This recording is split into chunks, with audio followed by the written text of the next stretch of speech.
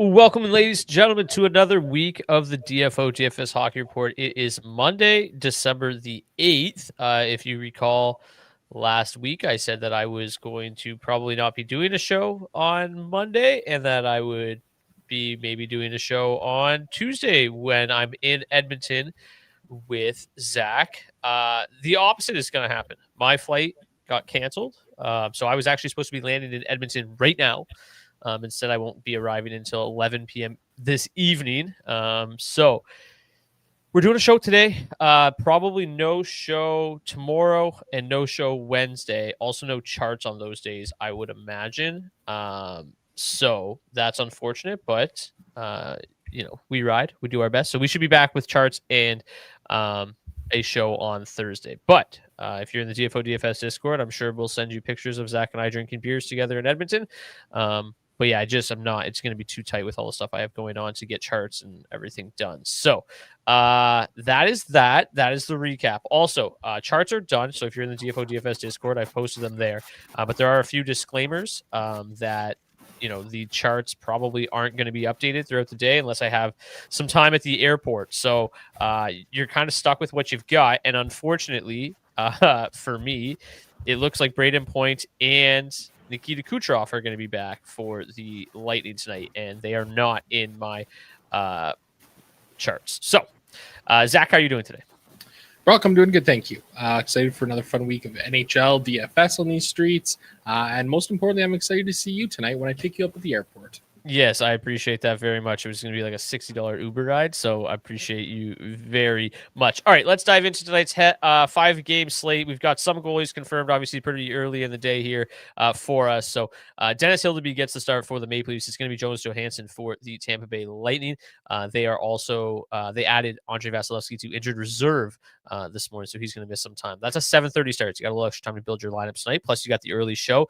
You should have plenty of time today. Let's get to Calgary and Buffalo. It's going to be Dustin Wolf against, we are projecting to see Ukko-Pekka Luukkonen. Who knows with the Sabres? It could be any one of their three goalies. Karel Vejmelka projected to get the start for Utah. Darcy Kemper projected to get the start for the Kings. Joey Daccord versus Philip Gustafsson projected in Seattle. And then the Red Wings pay a visit to Vancouver, where it's we projected to see Kevin Lankinen versus Cam Talbot. So obviously not how we normally do the show, but again, we'll do the best with what we've got available to us. Okay, I'll take the first game, Zach, just because I want to talk about some of these Tampa changes that aren't in the charts. But the Tampa Bay Lightning, before the Kucherov and point news, were minus 15 road favorites. I imagine that has changed drastically since then. Let me take a quick peek here. So they are not. They're actually minus 112. So you should probably bet on the Lightning right now. 3.2 implied total for the Lightning to 3.0 implied total for the Toronto Maple Leafs. In terms of these stacks for this one, again, I am traveling today, so charts won't be updated this afternoon. Players like Kucherov, Pedersen play, you'll have to make manual adjustments. Yeah, you're going to have to make manual adjustments for sure, especially with this first one. So let me pull up what we've got here for the Tampa Bay Lightning. I think I still have to update their power plays, but we've got Braden Point, Nikita Kucherov expected to be back in the lineup this evening. Braden Point should have a little game time decision tag next to his name. Let me fix that really quick. So with them back, they're in the morning skate. It's literally going on as we speak. It's Gensel, Point, Paul, Hagel, Cirelli, Kucherov, Holmberg, Gord, Gergensons are the forward lines. Last game, Charles-Edouard Latou was on the top power play unit. Whether or not that sticks tonight, we got Victor Hedman still in the lineup. You got Darren Radish playing. Whether or not that sticks, we'll see. I imagine that we'll just see Braden Point and Nikita Kucherov on this top power play unit with Hagel and Gensel. Cirelli and Paul will move to the second power play unit. That's what it's going to look like. Before the news, Hagel, Cirelli, Gensel graded out as the number one line overall. With the changes, I imagine that Hagel, Cirelli, Kucherov will grade it as the number one line overall. Braden Point and company will probably be within the top 5. Tampa 2 was way lower. I don't know if am I blind? Can I not see them? Okay, they're all the way down at 25th. That's going to change drastically with Point and Gensel. I imagine they're at least in the top 10. So I think they're both good plays. I think obviously where the matchups lie here, it's going to be a little bit different. I think Tampa 1 is still going to be the Hagel line. Tampa 2 will be the Point line in terms of how Toronto matches up. I imagine they'll focus on Kucherov more so than point. So you're still going to see a lot of Matthews against the Kucherov line. You're still going to see a lot of the middle six against the Braden Point line. So the matchup should remain the same. Matchups may fluctuate a little bit for the Toronto Maple Leafs side of things. Don't think it matters that much. Even without Kucherov, the top line here with Gensel, unbelievable offensive metrics. They'll even be better with Kucherov. The point line, obviously their metrics are going to be drastically improved. I think the one thing that you would probably have to do here is manually try to just imagine. You're going to see a lot more ice time for the second line and a lot less ice time for the third line. So you're going to have to make those manual adjustments. But yeah, Dennis Hildeby's been really, really good, Zach. I don't know what your thoughts on the Lightning and Maple Leafs are here, but like I've got a lot of interest. I've got a lot of interest in this Tampa Bay top six. I got a lot of interest in this Tampa Bay top line. I still don't think this is a Maple Leaf team that's defending particularly well in terms of the, metrics. 22nd in terms of weighted 5v5 xG. The penalty kills 29th. This looks like a really good spot for the Lightning, even though Hildeby's played well. But Jonas Johansson to start for Toronto or for Tampa, it does kind of open Toronto up, but I just don't see this being a very good matchup. And the Leafs have, been tough to trust this year. What are your thoughts on this one? Yeah, I agree with you there. I mean, it has been tough to trust the Leafs for much of this season here. I've got some interest in getting to both of these sides, though. It does feel like one of these games that could certainly have some offensive pop to it. I do prefer the Lightning side a little bit more than the Leaf side of things here. Although, to give the Leafs some credit, they have cleaned things up a little bit defensively here as of late. Two teams with anemic power plays right now, two teams with penalty kills that are doing fairly well as well. So, I mean, this is a game that's kind of going to be won or lost on the 5-on-5 streets. So I think for me, I'll be getting a share of this top six of the Toronto Maple Leafs for sure, getting a share of this Lightning side as well. I imagine that the Lightning side is going to come in higher owned here than the Toronto side, but I could be mistaken on that front. Of course, just kind of guessing right now. But yeah, I think this is a game that's going to certainly garner some ownership tonight. So I think it's a spot where you kind of got to get to it a little bit and then figure out some ways otherwise to differentiate those lineups. Yeah, I think that I feel like this has got to be one of my favorite spots on the slate. Like I really like the Tampa side tonight. I think that they're definitely going to see a healthy amount of ownership, I would imagine, especially that Cirelli, Hagel, Kucherov line. Like I imagine they're going to be one of the highest owned lines on the slate, and for good reason, right? Like Hagel's just been on fire. Kucherov is, his last game. What did he have? 20 shots on goal. Like he's just been unbelievable. So, yeah, this Tampa side of things is definitely one that I have a ton of interest in. I'll be definitely lower owned on Toronto. Take it or leave it here, but Jonas Johansson grades out as the number one goalie overall tonight. I don't know if that's ever happens.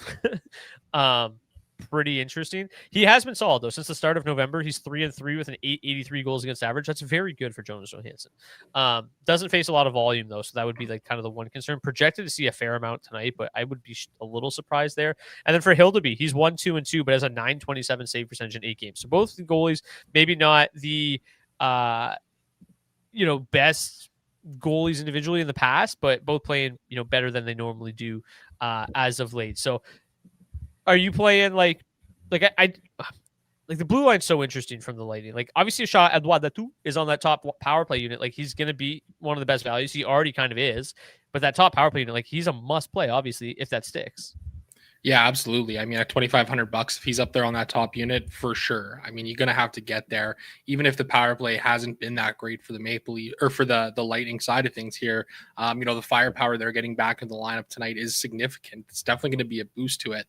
I think one thing too for me with a little bit of love on this Leaf side of things, Austin Matthews and Matthew Knies have both been unbelievable against the Lightning in their careers. Austin Matthews, 14 goals and 33 points in 26 games played. Matthew Knies has 10 goals and 16 points in 9 games played. I found that absolutely fascinating as I was just kind of pulling up those numbers there. So, but yeah, the blue line is really interesting for that Lightning side too, right? I mean, they've got so many value options there that have been kind of holding their own in the DFS streets. Darren Radish, obviously been on quite a run here as of late. JJ Moser has had a couple of good games here and there as well. Victor Hedman, still waiting for him to kind of get back into the swing of things. But there's certainly some value options on this blue line here that are definitely appealing. Yeah, and I just wish like I would have more interest in Matthews and Nyes if they just weren't playing with Max Domi. Like with Max Domi, they have a 2.5 expected goals for and a 3.5 expected goals against. Without him, they have a 3 expected goals for and a 2.5 expected goals against. Like they're just such a better line, but they just continue to stuff Domi in that top 6. It doesn't make a lot of sense. Cowan's been playing extremely well with John Tavares and William Nylander. Any interest in that second line of the Maple Leafs? Yeah, I think a little bit just because I think this game does have that high offensive upside to it. I'll get there a little bit on ownership for those guys. Both Tavares and Nylander point per game guys against the Lightning in their careers. I don't think I'll go too crazy on that spot though because they are a little bit expensive, but I definitely don't mind it. Just a quick thing. Willie in the chat says Nye's not on power play 1. That actually changed this morning. Nyes, Tavares, Matthews, Riley, Nylander on the top power play unit today. Cowan bumped to the second unit. So that definitely helps things for the top line of the Toronto Maple Leafs. Again, though, 8th ranked power play advantage on the slate tonight. Really, really tough sledding for them there. Let's get to game number 2, Zach. We've got the Calgary Flames hosting the Buffalo Sabres, who I will be seen in action tomorrow as they travel to Edmonton. The fact that the Oilers are red hot and they catch the Sabres in the second half of back-to-back, like I'm ready for a 9-goal performance live tomorrow. I'll expect nothing less. Yeah, absolutely, as you should. Interesting game here tonight between the Flames and the Sabres. Calgary coming in as a home pick'em here, minus 105 on both sides of the money line, 3.1 implied total for both teams as well. That makes it nice and easy to get through that portion of the show. The line stacks here in this game, Calgary 2 grading out as the 4th best line to target on the slate overall and the best line in this game. Calgary 1 coming in close behind at 10th overall. Calgary 3 coming in at 14th. Buffalo overall, their rankings are a little bit lower here. Buffalo 3 is the top Sabres line to target, 13th overall. Buffalo 1 coming in at 20th. And Buffalo 2 coming in at 22nd overall. Some line changes here for the Sabres. I think that's the first thing worth mentioning. That top line is going to be Tage Thompson, Alex Tuck, and Jordan Greenway. 3 wingers, no center eligible guys on DraftKings on that line tonight. So that's something you'll have to build around a little bit, although I can't imagine it's very difficult because you could just leave Jordan Greenway off. I don't really see a whole lot of reason to get to him. That second line, as we see Josh Norris, Doan, and Benson. Then we got Ryan McLeod, Jack Quinn, and Jason Zucker. The old Buffalo 2 is now the Buffalo 3. I think this is kind of an interesting game. I think when you look at it from a matchup perspective, highest paced game of the entire night. The Calgary middle 6 coming in with the best matchups here in this game, above average here for both of these spots. It's a little bit rougher for the Buffalo Sabres, to say the least. That top line is going to have a brutal matchup, spending 59% of their ice time going up against Calgary 3, which we all know can be a dominant line at times. And then that second and that third line don't have the greatest matchups here either. Taking a look at the line stacks, it's pretty easy to see where to go on this Calgary Flames side. It's that top 6, right? I do feel like this is a little bit disrespectful to my Calgary 3. I will say that much, but it's okay. I'll get over it. But yeah, no, the stats for this top 6 are really solid. I have a harder time getting to Calgary 2 than I do to Calgary 1. Yegor Sharangovich and Joel Farabee have been fine players. It just doesn't feel like they're the highest upside plays. I think this might change a little bit for me on this slate tonight, just given the solid matchup and given the solid line stats that this Calgary 2 line has. Farabee's been okay as of late, a little bit of volume here and there. Kadri obviously continues to be really just a solid play on pretty much any single given slate. 11.4 shots on goal per hour of ice time over his last 20 games. He's continued to be rock solid. And then that top line for the Flames. Some 3 guys we've gone to quite a bit this season: Morgan Frost, Matt Coronado, Jonathan Huberdeau.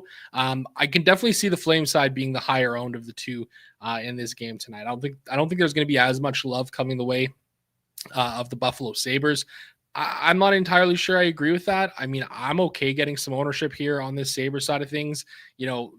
Offensively, they've been solid as of late. They're doing a good job of driving play, both offensively and defensively here over this last little stretch. I think the one thing is just a little bit of concern about the offensive upside for the Sabres tonight. Their offense is fairly spread out. This is the issue that we run into with this team now, where they're kind of like the LA Kings, where it's like, there's 2 or 3 lines that could score, could pop off. It's just a little bit difficult to really fully navigate that. I think for me, I kind of like the look of this third line the best, especially this mini stack of Jack Quinn and Jason Zucker. They have been red hot here as of late on an absolute heater. So I'm okay getting to those guys here tonight. I'll probably mix in a little bit of some mini stacks of the other two lines too, some Alex Tuck, some Tage Thompson, some Josh Stone, some Josh Norris. I think they're in okay spots here enough to get a little bit of ownership their way. Brock, where do you kind of come in on this game here? Yeah, I think like for me, when you look at the whole slate, Tampa looks like they're in a pretty good spot, but then Utah, LA looks really like low scoring, low event, not a lot of interest there. Seattle, Minnesota, probably pretty similar. Like Minnesota's been terrible defensively, but Seattle having a really hard time generating much offensively. So I think, again, that's going to be a very low scoring game. I think Detroit is in a tremendous spot. Hard to trust Vancouver right now. So like when you look at it, I think there's like maybe two or three teams that look like they're in better spots than Calgary and Buffalo tonight. So, on a bigger slate, I think I would have less interest in this game, or on a different slate. But with the way that this slate lines up, this game looks pretty intriguing. And I think it's pretty easy to get to a lot of it. We'll start with Calgary too, because their underlying metrics have been outstanding.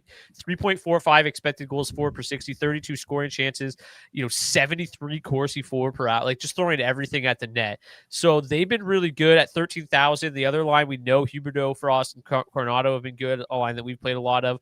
Both their offensive metrics are outstanding, both graded out within the top 10, both extremely cheap. Both, to me, very interesting options to pair with like a Tampa, right, or a Detroit. Like that price tag, super affordable. I'm in. The matchups, better for the second line, so maybe I'll have a little bit more of the Kadri line tonight. I'm encouraged by those offensive metrics. I do agree with you. I feel like the ceiling feels a little bit lower, but I think what's also really interesting about the Flames is that Ukko-Pekka Luukkonen projects extremely well, and he's priced at $7,200. Whether it's Luukkonen, whether it's Colton Ellis, whether it's Alex Lyon, like whoever the case may be, I imagine they'll be the highest, if not the second highest, owned goalie on the slate at that price tag. Like Jonas Johansson grades out well, but it's hard to trust him. I think Gustafsson will see a decent chunk of ownership. I think Talbot will see some ownership. I think Decord will see some ownership, but I don't think anybody sees as much ownership as the Buffalo goalie, whoever it is tonight. So I think that makes Calgary a pretty interesting option to get some leverage. I don't imagine people will flock to Calgary, although I don't know that for sure without seeing ownership right now. But I do feel pretty confident in saying that Buffalo's goaltender will be one of the highest on goalies in the slate, possibly by far away the highest. What do you think there? Yeah, that wouldn't surprise me at the very least. I mean, we've seen some value options for goaltending here as of late for the Buffalo Sabres. I played some UPL the other day. I could definitely see that being the case here. I'm really curious again to see how this ownership kind of breaks tonight. It wouldn't surprise me in the very least to see, the Buffalo goaltender be the top goalie or top two at the very least here. And I do think that's a reason to kind of get some ownership on this Calgary Flames side of things too. I mean, I don't think the public's going to necessarily shy away from playing Calgary, even with the Buffalo goaltender getting quite a bit of ownership. The issue is with Calgary, as it always is it's like, who's going to score? Where's that offense going to kind of come from, right? So I think that's a difficult thing with playing Calgary for me on kind of a regular basis is it's just like, who's going to score? So, the nice thing is you can kind of focus around some of the volume spots at the very least, the guys who, are looking most likely to do so. Calgary one, that's Frost and Coronado. I like that duo there. The second line, Kadri Farabee, and that third line, Backlund and Coleman. So I think if you're building around the Flames, you kind of got to build around, those core little mini stacks. If you need the other winger on those respective lines for the value option, that's certainly a route to go as well. But I think that's kind of where most of my Calgary builds are going to be living around is kind of that mini stack range instead of going on with those full stacks there, trying to open up some other spots to get some good salaried players in. Yeah, and just to backpedal a little bit, confirm that Point and Kucherov are back in the lineup tonight. On the Buffalo side of things, I think that the Flames are going to make it really easy for us tonight. The matchups are much better for Buffalo 2 and Buffalo 3. With that Tage Thompson line, I don't already like the look of them with Greenway up there, but the fact that they're going to draw, a hard matchup against Michael Backlund's line makes me, definitely fading them, like 100%. So I'm going to focus in on Buffalo 2 and 3. I think what's really interesting about Buffalo 2 and 3, like you've got Josh Norris and Josh Doan together now. They're going to correlate together on that top power play unit. I love the look of that mini stack. You can also get some Benson in the mix. I don't mind Benson at all.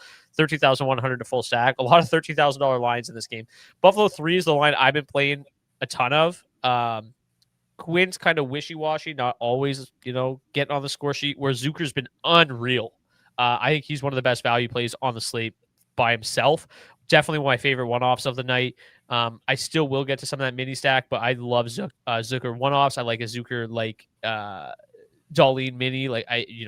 There's a lot of options there with Buffalo 3 as well. So very interested in both sides of this game, just given how the rest of the slate looks. Power play ranks 5th and 6th night, middle of the pack for both of these two. Let's get to the Utah LA game. So the LA Kings having a really hard time generating a lot of offense. Just absolutely as stout as they come, though, defensively. They've been phenomenal on the defensive side of the puck, which we've come to expect from them over the years. Utah, pretty kind of great across the board. The 5v5 play is really strong. They play a little bit of a lower event brand of hockey, really good defensively. Again, it sucks recording this early. I like doing it later when we got all the answers. But Logan Cooley missed their last game. If he's out tonight, I think that's another reason to just not really look that hard at Utah. That being said, I think the top line's obviously interesting. They're playing well, but I just don't think this is going to be a very fun game for DFS. So for the most part, I think I'm staying away from this game pretty heavily. I just think there's so many better spots. I think this is got a 2-1, 3-2 game written all over it. Utah 1 still grades out third best, though. So I'll probably get some ownership. I'm imagining the field will get there a little bit as well. But to be honest with you, especially if Cooley's out, really like the look of Darcy Kemper at $7,400. He's a goalie I play a lot. I think that he's in a really nice spot this evening. To get a win on the road at a pretty cheap price tag, I feel a little bit I like Ukko-Pekka Luukkonen or whoever's in net for Buffalo too, but I think that the LA goalie looks good as well, as long as it's Kemper. I'm less confident, obviously, if it's Forsberg. But again, with the Kings, it's just I have no idea who to play, so I'm just going to probably play none of them because it's a mess. So I think there's some value options on both sides of the puck here, but overall, this just looks like such a low event game that it's just not one that I plan on getting to a ton. What are your thoughts, Zach? Yeah, I wholeheartedly agree with you here. It feels like a pretty gross game across the board. I think there's some spots that I like. I think I'm okay with getting to a bit of Utah 1 here. Utah 3, I've touted them a lot before. They look like they're in a decent spot again. Even solely from just a projection standpoint, Michael Carcone, the top value forward on the entire slate, and Lawson Krause on his opposite wing coming in as the 17th highest ranked value forward. So I'll probably get there with a little bit of ownership on those guys, solely due to those solid projections that they have. What's interesting about Utah 1, 2, JJ Peterka, 4 games played against the Kings in his career. He's got 4 goals and 6 points. He's been on a heater here as of late. So I think for that reason, I'm okay getting back to a little bit of this Utah 1 line here. With Clayton Keller, I think that's a solid option there for sure. Nick Schmaltz really cooled off here as of late after that absolute heater he was on to start the season. Just not much volume whatsoever coming from him. So I'm okay leaving him off there. That second line, I'm okay with maybe a little Daniil Boot and Dylan Gunther as well, mixing a little bit of this Utah 3. But I'm talking maybe 5 to 8% in a 20 max, or a 150 max here. On this King side of things, I agree with you, man. It just feels just incredibly difficult to get to this team this year. It's been really disappointing because I've loved playing the Kings in years past, and it just seems like this offense is so anemic that it's going to be kind of tough to get there on a regular basis. I think some Kempe or Kevin Fiala one-offs are totally fine. Kempe 3 games against the Mammoth, 1 goal, 3 assists. Kevin Fiala 3 games played against the Mammoth, 2 goals and 4 points there. So I don't hate the idea of getting some kind of one-off ownership or some mini stacks, around those guys. But again, we're talking 5 to 8% here in a 20 max. This game feels kind of like the under of the night, to say the very least. It's gross matchups across the board. It's got the lowest pace score. I just don't really see a need to get there with a lot of ownership. But like you said, I think the goaltenders offer some interesting plays. I think Darcy Kemper's a guy that I'll be getting to tonight. I think you can make an argument for a little bit of Vemelka. I can't imagine him being very high owned at 8K, so maybe a bit of an option there to get yourself a little different. But the problem is that the Kings, don't shoot the puck a whole lot. Like they just don't have a lot of volume this year. Only 24.2 shots on goal per hour over their last 10 games played. So it feels pretty gross on this King side of things. Yeah, I think if I had to play some Kings tonight, it would probably come through a Fiala Byfield mini. That feels the best to me. Byfield's been playing well, but been a little bit snake bitten. Second on the team in terms of individual XG over the last 10 games. Kevin Fiala second on the team. Kevin Fiala leading the way in terms of the shot volume there. Second to Kempe. So that would probably be my mini stack option. They grade out the best if I had to play the Kings. Daniil Boots, I think, is a fine value. I think if Cooley plays, I would bump Utah 2 up a little bit, but Boot at $2,600. I think he's averaging like 2 or 3 shots a game right now. Saw 14 minutes the other night. If he's continues to see that ice time creep up, it's only been 3 games, but he leads this team in individual expected goals for per 60, which is pretty meaningless when you're only getting 12 minutes a night. But if you start seeing 14, 15 minutes here, I think like with his size, he could certainly get to those high danger areas and bang in a goal tonight and pay off at 2,600. So if you're looking for a $2,600 forward, him and Carcone look pretty solid there for sure. Let's get to Seattle and Minnesota. Yeah, really quickly on Logan Cooley. Just got announced he is out indefinitely. So it doesn't look like Cooley will be drawn in here tonight. This game here feels pretty gross. Seattle Kraken hosting the Minnesota Wild. The Wild are coming in as road favorites, minus 127 on the money line.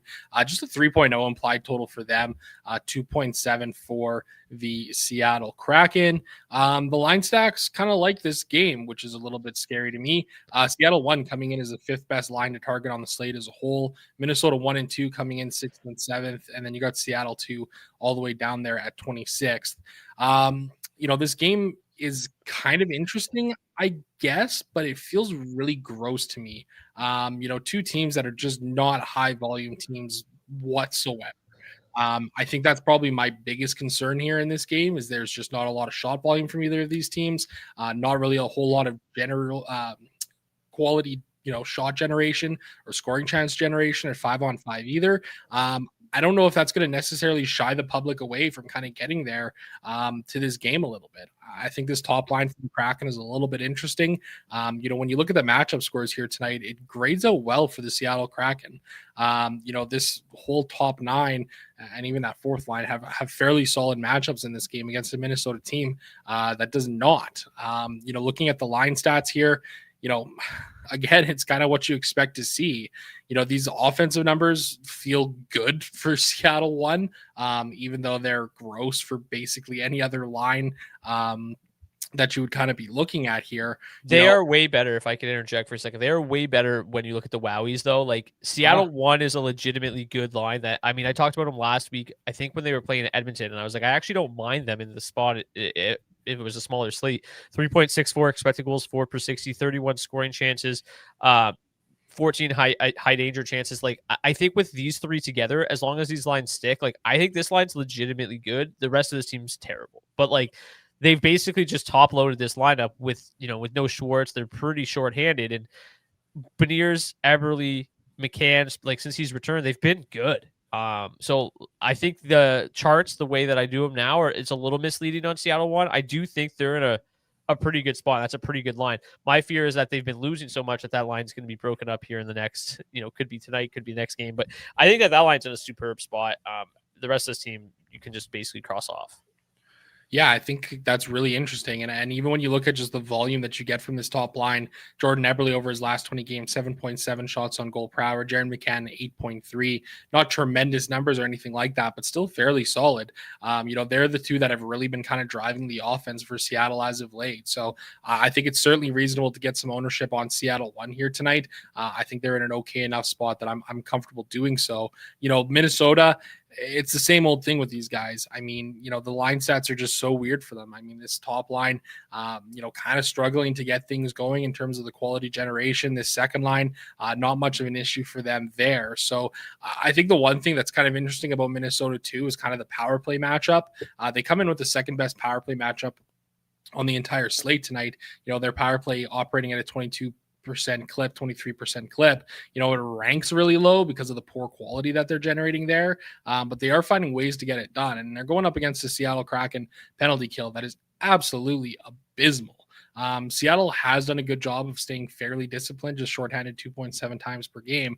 But this certainly feels like a wild team that could take advantage of even just one power play if they were able to get it. So, I think I'll get to some ownership here on Minnesota as well because of that. I think it's a good enough spot. And even at 5-on-5, they could have some success too, even if they've kind of been struggling to kind of drive a lot of offense. But to me, I could see Minnesota coming in pretty heavily owned here. Like, I wouldn't be surprised to see this top six, in that 12 to 15% ownership range when we get a look at things from Roto Grinders later today. So I think for that reason, I'll probably come in a little bit under the field if that's the numbers we're seeing for Minnesota. But I still think it's an interesting enough spot to kind of get a bit of ownership on them. I was going to say the same thing. I think that Minnesota always seems to be high owned for whatever reason. But yeah, I do think that they're going to be pretty high up there tonight. Again, we're just guessing at this point in time, but Seattle's defensive metrics are, eroding a little bit. The penalty kill is horrific. So I like the Minnesota power play tonight. I think it'll come through just the two mini stacks, most likely for me. It'll be a lot of Kaprizov, Zuccarello, Faber. It'll be a lot of Eriksson, Boldy, Faber, similar to what we do with the Dallas power play. That'll be the route that I go for the most part. Johansson, expectedly has fallen off after just being, scorching hot for no reason. Uroff's fine to include at 3,400. I don't mind full stacking Minnesota 1. I would prefer full stacking Minnesota 1 than Minnesota 2, but I really like those kind of minis with Faber on that power play. They're in a really nice spot there. Man, could you imagine if Seattle was undisciplined, how bad this would be? Like, holy Christ. They are like, that penalty kill is just, that's unbelievable. I don't know if I've ever seen anything like that in my life. All time bad. Yeah, it's so bad. It doesn't even feel like, I feel like when I saw it, I'm like, I think that's an error. Like, I think I did something wrong. I didn't. That's real. And then, on the Seattle side of things, I already mentioned it. I really like Jared McCann, Beniers, and Everly tonight. I'm hoping they come in a little bit lower owned. I feel like they won't. But yeah, like, this is a Minnesota team that's not defending well. Like, when they're not getting elite goaltending, like, which has not really been the case at all lately. Like, they've been getting elite goaltending all the time, but they're bad defensively. So I do think that one line can take advantage tonight. Like you said, the matchup's pretty good. They're going to see a heavy mix of that. Probably a lot of that Kaprizov line, which I do think they can take advantage of quite a bit tonight. So big in on Seattle 1. I'd love to see them come in a little bit lower owned. I would be terrific because I think they're in a great spot. And then as always with the Kraken, really good blue liners. Brandon Montour's shot volume as of late is insane. Under 5K is an incredible value for Montour. Vince Dunn, 4,500, like him as well. I think they'll both be fairly high owned tonight, at least Montour, just that price tag is too low. So, really like that top line. Really like Seattle's two blue liners there.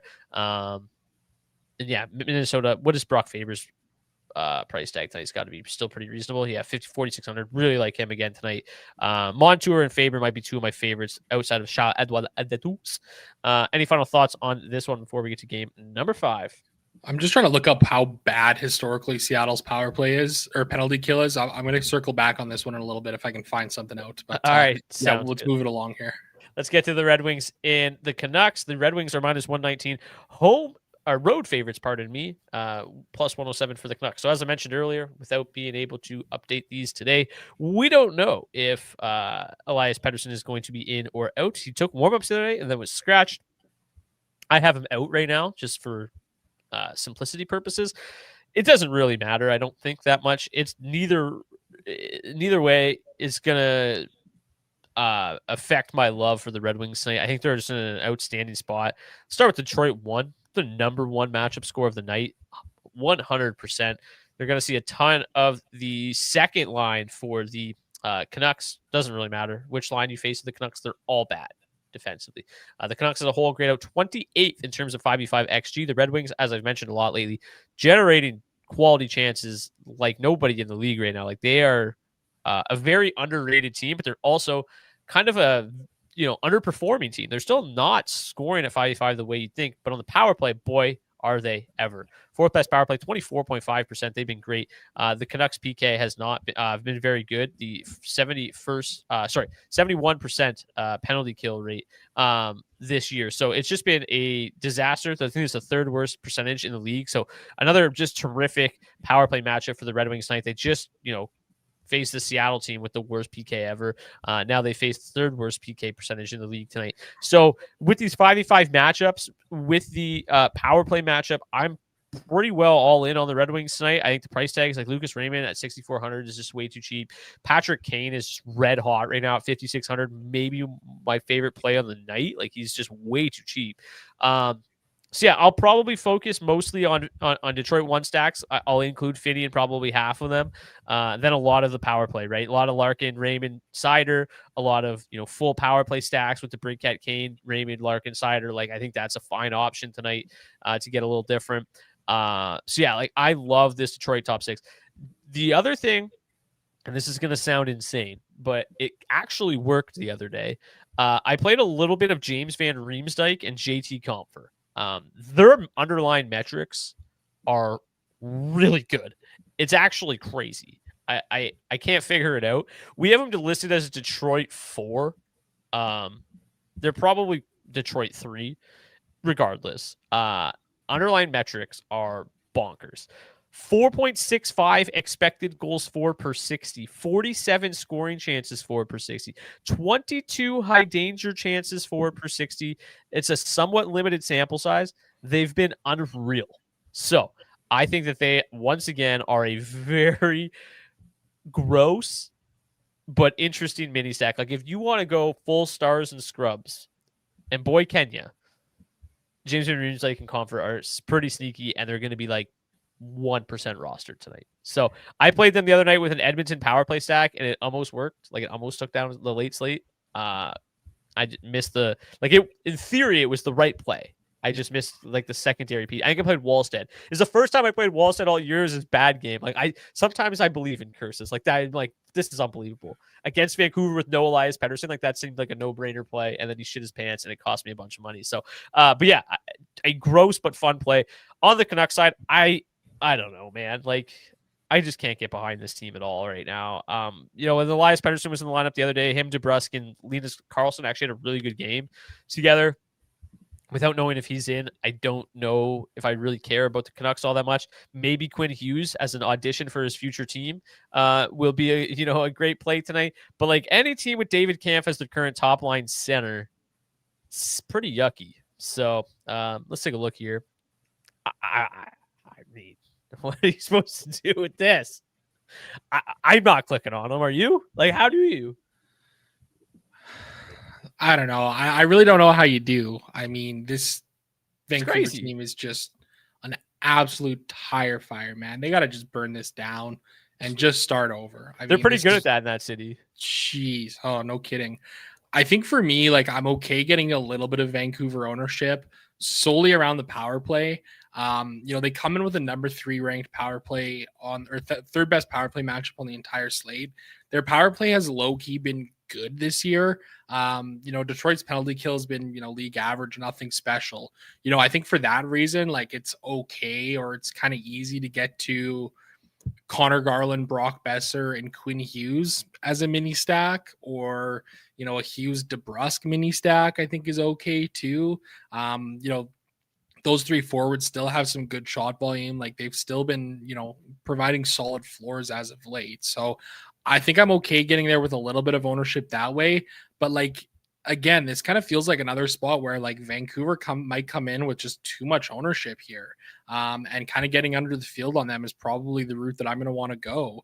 Cam Talbot, if he gets to start, like he obviously hasn't been great this year, but his numbers against Vancouver have been really good in his career. 25 games played, 14 wins, 3 shutouts, 2.08 goals against average, and a 928 save percentage. I mean, this feels like a game where Talbot could stand on his head. Not that he has to do a lot of that, but it's just so anemic offensively. Like 21.6 shots on goal per hour over their last 10 games played, 2.25 expected goals for per hour at 5-on-5 according to Natural Stat Trick over their last 10 for the Canucks. Like I just don't see any reason to like play this team otherwise through anything other than the power play, that is. Yeah, I think the one thing I'll say about the Canucks is like Garland, Besser, DeBrusk, Kane, like you said, all pretty good shot volume and all pretty inexpensive. So I don't mind clicking on them as like one-offs, like you said, mini stacks. Because like the value's there. Like they all are under 5K. So I think they're pretty good value. And I think one of the reasons you have a little bit of interest in the Canucks too is just similar to what I said about this Calgary Buffalo game. Like, there's not a lot of really great spots on tonight's slate. So I think that Vancouver power play is in an okay spot. And obviously, if Pettersson plays, I think I'll change my tune a little bit. And obviously, without knowing where he's going to be at in the lineup right now, tough to say. So I'll reserve judgment until I see the lines later in the day. But I do think there's a decent amount of value on the squad, but I'm much more interested in the Detroit Red Wings side of things. Any final thoughts on this game or anything that we maybe didn't talk about on these 5 games before we get to the goalies and the defensemen? No, I don't think so. I was unsuccessful in my attempts to figure out how bad historically this Kraken penalty kill is. So let's talk about some blue liners. All right. Let's get to the defensemen. So Edouard, I think Bowen Byram's really coming on lately. I don't mind him. You know, Simon Edmondson, if you can't get up to Moritz Seider's been playing extremely well. They lead the NHL in 5v5 expected goals for percentage among defensemen. That's Edmondson and Seider. So he'll be in the mix tonight. Phil Peronic against his former team. He's been a nice value as of late. Brock Faber, already mentioned him. Really like him. Matthias Samuelsson deserves a shout on every show. Don't mind any of the other Tampa defensemen either. Edouard Detu and JJ Moser are solid this evening. Don't know where else to go. Probably not a whole heck of a lot. Mikhail Sergachev grades out really poorly, eh? Top defenseman, Quinn Hughes. Rasmus Anderson's been on a heater. Don't mind getting there at all. Moritz Seider, been solid. That power play matchup, he's in a good spot. Anybody I didn't talk about that you really like? I mean, Rasmus Anderson, definitely a guy that I'll be getting to tonight at $5,200. Ben Sherrod continuing to do just a ton of shit out there on the ice. Matthias Samuelsson, you mentioned him. His price tag just refuses to move from that like mid to low 3K range. Even DraftKings can't believe that he's still keeping this shit up. I know, it's ridiculous. I think Brock Faber is a guy that I like. I've been playing quite a bit of him lately with some success. Some cheaper guys, Connor Timmins. If you need a punt defenseman, I think he's a fine play. Speaking of punt defenseman, John Marino, another guy that grades out on that front there. Pretty much covers it for me, I think. Drew Doughty still just $3,400 as well. Goalies, we talked about them a lot already. Zach, I'll kind of give you the floor here because I talked about my favorites. I would say, UPL I don't mind, but I'm a little worried about the ownership. I think ownership will dictate how much I really play him. I think Talbot's fine. I think Gustafson's okay. But I think my favorite plays on the slate are probably Kemper and UPL and Gustafson. Like, I don't know. It's kind of a tough slate for goalies. Gustafson, I feel like, is going to see a decent amount of volume, and obviously he can put big games together, and Seattle doesn't score a ton. I do like Seattle 1, but I think Gustafson makes a lot of sense. I think one goalie we didn't talk about was Dustin Wolf, who's starting to come on here. He stopped 64 of the last 66 shots that he's faced, 970 save percentage. Obviously a small sample size against Nashville, Minnesota, and Utah. So maybe not the who's who of offensive powerhouses, but he's starting to come on a little bit. $8,200 feels pricey for a pick'em game, but I think he'll come in low owned. Yeah, I could see that for sure. I think he'll be the lower owned of the goalies in that game. Definitely. I think that price tag might scare some people off. I think I'm okay getting there. There's been a lot of volume from the Sabres here as of late. The one risk obviously is this turning into a Buffalo shooting 20% for a game here, something like that. But I think I'm okay getting some Dustin Wolf. For me, UPL, I like him tonight. I like Philip Gustafson. I think he's a solid cash option at $8,100. 3 games played against the Kraken in his career, 3 wins, 2 shutouts, 1 goal against average, and a .968 save percentage. Hilarious numbers. I think he's a fine play. I'm okay getting to some Cam Talbot here tonight at $7,900 as well. I don't think he's somebody who's going to be drawing a whole lot of ownership. And Darcy Kemper, another guy that I'm good getting to on this slate. I think Dennis Hildeby could make some sense as a real contrarian, like chalkbuster. Like, he's been outstanding, and if the Leafs can pull that one out, and Tampa comes in as high owned as we think they will, I think he's an interesting chalkbusting option if nothing else. Those Philip Gustafson numbers are insane. Also, the highest implied win percentage on the slate. Okay, let's get to the head-to-head. Our daily face-off, the head-to-head lineup challenge. It is back. If you missed it, we're doing things a little bit different this year. Head-to-head still. You get 1 point for beating the other guy, but also 1 point available for each of us if we meet the minimum cash requirement in the $20 on DraftKings. So Zach took down I think it was last Wednesday's head-to-head. Last Thursday's, excuse me. We didn't do one on Friday. So Zach, take it away. Who do you got tonight? Yeah, I got a little bit busted here with my Tampa stack, but that's okay. They should still have some full correlation on the top power play unit. Spread it out. Hopefully, it's just an onslaught from the Lightning. Wanted to build around them, and Detroit won. So, got the Dylan Larkin, Lucas Raymond mini stack as well there. Then I started to kind of run into some issues. Charles-Edouard Tatus, easily in there, $2,500. Trying to find some other value options. I like Calgary here tonight, so we got the Morgan Frost, Matt Coronado mini stack. Darcy Kemper, same guy as you between the pipes, like him at $7,400. And then the other defenseman, I literally had $2,500 left over. John Marino, come on down. The price is right. So my build was before the point and Kucherov news as well. So Yanni Gourde's minutes and his projection certainly going to come down. So I feel less good about that one off, but he does play still a healthy amount of minutes. Also does correlate, funnily enough, with Charles-Edouard Tatus at even strength, quite a bit actually. So don't mind that as my little mini stack option to round out this lineup, which includes a full Detroit power play stack of Larkin, Raymond, Kane, DeBrincat, and Seider. Leaves me one spot, and I filled that with Jason Zucker. As one of my favorite one-off options on the slate. And then I played Darcy Kemper between the pipes because I always seem to play Darcy Kemper and you don't. So I was like, oh, Zach's not going to play him. And then you did. So we got the same goalie tonight. Hopefully one of us or both of us meet the minimum cash requirement tonight, but one of us will get the extra points. 4-3 for me on this season. Let's get to tonight's head-to-head. Not head-to-head, our hat-trick pick challenge. If you want to participate in today's hat-trick pick challenge, all you got to do is drop your hat-trick pick in the comment section of the video on YouTube. If your player scores a hat-trick, we'll get you a $25 gift card to Nation Gear. If someone scores a hat trick that nobody picks, we'll raffle it off to anybody who submitted a pick. So free to enter, get a $25 gift card to Nation Gear, pick up some DFO swag. I don't know who should go first tonight, but I'm going with Alex DeBrincat. Nice. I like that one. Gonna go a little bit off the board here. JJ Peterka. He's been so hot. So hot. Anyways, thank you guys so much for tuning in. Smash that like button, hit the subscribe button so you never miss an episode. But as noted at the start of the show, most likely no charts Tuesday, Wednesday. We'll be back full force. I should be in town by midnight on Wednesday, so I should have charts and everything ready and back up and running on Thursday. So thank you guys so much. It's going to be a bit of a delay here over the next couple days on the DFO Fantasy YouTube channel, but I'll be back Thursday. Get back to crushing it. Good luck tonight. Hopefully return more money in your bankroll tomorrow than you had tonight. Zach, can't wait to see you in a few hours, buddy. And till Thursday, cheers. Cheers.